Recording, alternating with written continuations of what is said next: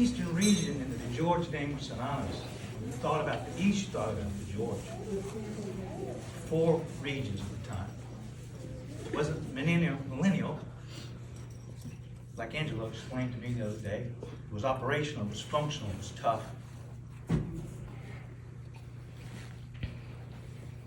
But to be part of the Eastern region, we were proud because it was made up of winners. Joe was a stand-up guy in the company. He said what needed to be said when it needed to be said. He said what he meant, he did what he said. And there are far few people that you can say that about, particularly in a corporate environment. Because they have no courage to stand up and say what is right and what needs to be said when it needs to be said. So my story with Joe began in 1985. I was a truck washer. I was a truck driver. And I was not too bad of a salesperson either. But I had other aspirations and dreams, and one of them was to get into management, become a leader. A leader of people, developing strategies, helping other people get to where they want to be.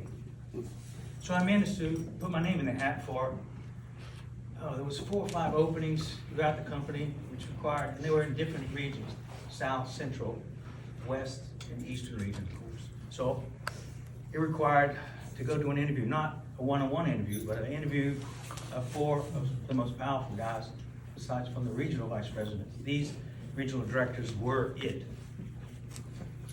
So I went to do the panel interview, prepared myself, full of piss and vinegar. I was a young guy from the southern region. And I happened to be the last up that day. There was probably 8 or 10 people interviewing. And it was a long day waiting, I can tell you. Finally called my name, went into the interview process for the regional directors there. Joe being one of them. And after about 5 or 10 minutes, I thought something was a bit funny here, because it wasn't feeling right. It ended up being something sort of like a goat rodeo, really, because they were having their way. And after about 45 or 50 minutes, Henry Archie, Central Region RSD, stands up and says, "Well, Bob, do you have any questions for us?" Matter of factly. "And what did you think about this process?"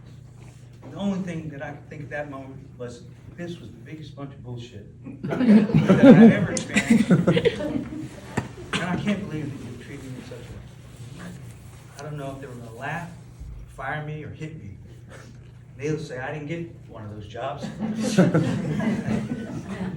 But after about 2 weeks, it was just after Christmas, and it was just before New Year's. I was in the office on a Friday evening, and I'll never forget it. The phone rings. Bob Elliott, it's Joe to George, Eastern Region. What? Yes? How'd you like to come work for me in the Eastern Region? I love that shit.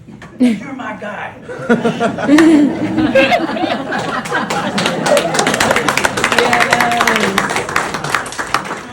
not the end of the story. So I headed up to upstate New York, threw me right into the hornet's nest. There was a bunch of guys that had been there, dinosaurs. They weren't performing. We were at the bottom of the region in terms of performance. And hell, what do I know about managing and leading people? I was a truck driver, for God's sake. And every year they do this survey. It's called SFA, Survey Feedback Action on Management, to judge the type of leadership qualities that you have. And it scores between 0 and 100. And I'll never forget it, because I got a 27, which was a critical survey. And back then you could be fired pretty quick for that. You're not a very good manager. So the phone rings. I wait for this. Bob, it's Joe to George. Joe to George, my hand. Hair on my arms was standing up just much like it is right now. He says, Bob, Elliot, yeah. God damn it, you're kicking some butt up there. I love it. You know, you're making decisions, you got them on the run. I'm like, now, I want you to come to Parsippany and see me in my office. And, you know, when you went to Parsippany, to Joe's office, whether it was good or bad, you're always a little bit apprehensive because you didn't know what was going to happen. So I go to Parsippany. Joe, you know, the student's way, he could be fierce like a tiger, or he could be gentle as a lamb. And he had his fatherly, you know, position this day. He's like, Bob, let me tell you something. I want to tell you three things. Three things. I want you to be yourself. Manage it like it's your business. Treat people like you want to be treated. Now get the hell out of there. Go back up there and finish the job. Back I go. And you're going to be resurveyed in a few weeks. Go back to the upstate. I was resurveyed. I got a 67. My God, I passed the 50, the watermark of 50. I was feeling pretty good. Jeez. Joe to George on the front. I'm feeling pretty good now. What the hell are you doing up there? The inmates are running the prison. You ain't making any money. I was like, then he starts laughing, and I start laughing. He's like, you've done well. I'm moving you up to Boston. We got a bigger mess up there. So the story went. To Boston I went. After about a year and a half promotion I was running all of the global accounts for the region and national accounts. Went to the central region, and the job before Joe's as a regional sales director.